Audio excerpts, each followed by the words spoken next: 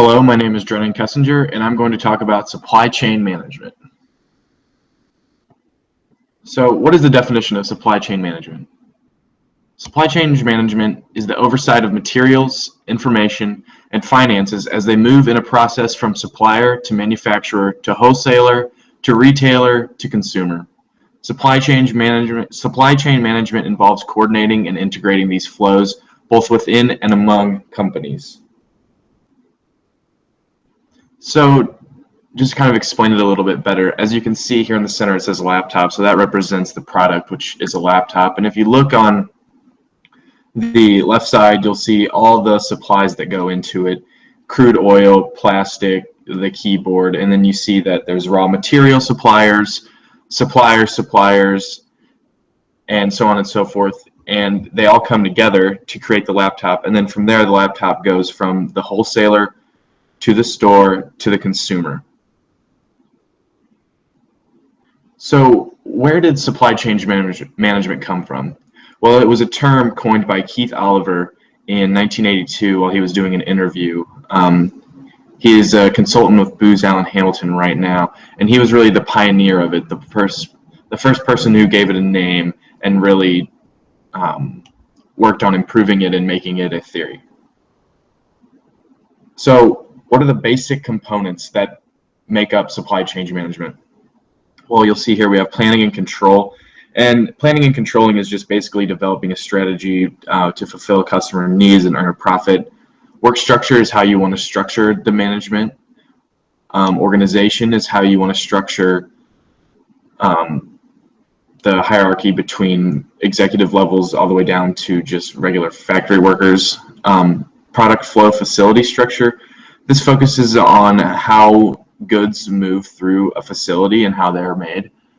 Management methods just basically means what it says, just how management works with employees. Power leadership structure goes back similar to management methods. And then risk-reward structure, how risky is a business that you work in. And then just culture and attitude is, you can see this with businesses like Amazon. Their culture is enshrined in customer service and making things better for the consumer. Apple is, all about innovation. So what are some types of decisions involved in supply chain management? Well, there's three basic types that are used. So we have strategic, and this is basically just what management thinks of whenever they want to make relationships with suppliers, finding a good deal, making sure you're getting quality supplies and raw materials, whether or not to integrate IT, which systems to use, how to make the plant run smoother or the supply chain to run smoother. And then also looking at the size and locations of buildings and how they can improve upon that to earn a better profit. Tactical. This is looking at competitors, looking at pricing, profit trends in the market, just decision making in general, and then decision making on what products to use, what delivery service is the best use, is 2-day shipping, or just regular standard. And then operation, that's just the day-to-day operations of the company.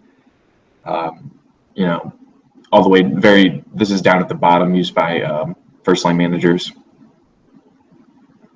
So here's just a basic overview of how the supply chain works. So you'll have the supplier who gives the raw materials and the products needed to make the actual product. It will then go to the manufacturer, who will put all that together and make the final product. And then from there, it is distributed to retailers, or it may be distributed straight to the customer. And then, as you see, to the retailer, and then the retailer will then sell it to the shopper or the consumer. So this is what supply chains look like now. It used to be you would have the supplier, then it would go to the manufacturer, distributor, consumer. Excuse me. However, this linear supply chain has really evolved into a more dynamic model with technology and just the capabilities of business today. We can see it says value is based on knowledge of exchange that drives proactive production of goods and services. So you can see consumers are all the way up in the supply chain, straight from the suppliers, getting the goods they need, and it's really changed the way you look at supply chains. So how does the product flow through the supply chain? Well, so products will start at the very end, and then they will move through the suppliers. And well, new products represents the idea, what companies want to sell, and then from there, the suppliers will move it into the factories, and then from the factories to the warehouses to outlet consumers, and we've covered that. But then the other part of that is the information flow that comes back up the supply chain from the consumers. So forecasting, stock deployment, manufacturing decisions, procurement decisions. This is all information that's necessary to keep the supply chain moving, and this is what comes back up the supply chain once the product has gone through it. So some approaches to supply chain management, we have pull and push. So the difference between pull and push is whether the product is pulled through the supply chain by demand, or it's pushed through by the companies producing the products. So for instance, we'll look at furniture. This has a high pull, and it's basically whenever demand is uncertain, the scale of economies are high, and low economies of scale. So what is the supply chain management use? So we see things like in-memory computing, demand forecasting, optimization tools, and right now, those three things are used widely and frequently by supply chain management. But you see down here, wearable technology, AI, advanced delivery systems. They're currently not being used, but they're expected to be used soon, and they're expected to be used heavily. So who are some companies that you can go to for consulting options when trying to improve supply chain management? Booz Allen Hamilton is a company in Europe. Deloitte is a very popular company, a very good company here in the United States. And then also McKinsey & Company is another very popular consulting firm. So software is, as we talked about in ITM a lot, software is a very, very important part of today's business. So just some software that could help improve supply chain management. TrackVia, BizSlate, 3PL Warehouse Manager, all three of these are used commonly and have received great reviews, but basically it's the software behind the method, and it helps make the company more efficient and more effective.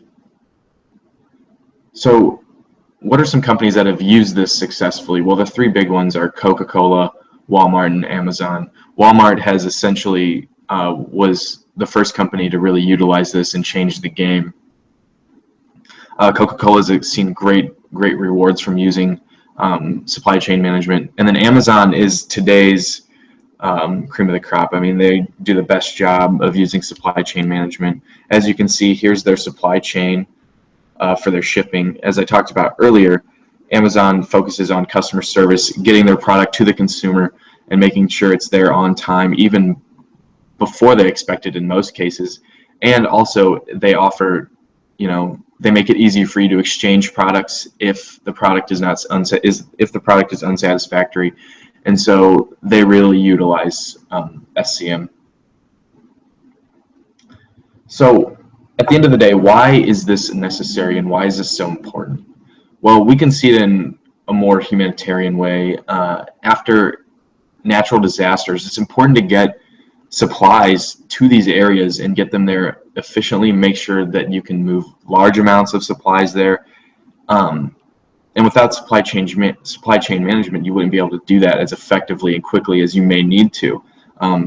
You've seen with Hurricane Sandy, Hurricane Katrina, the tsunami in Southeast Asia. I mean, it's very helpful and very useful, and it's more practical than just in a business setting.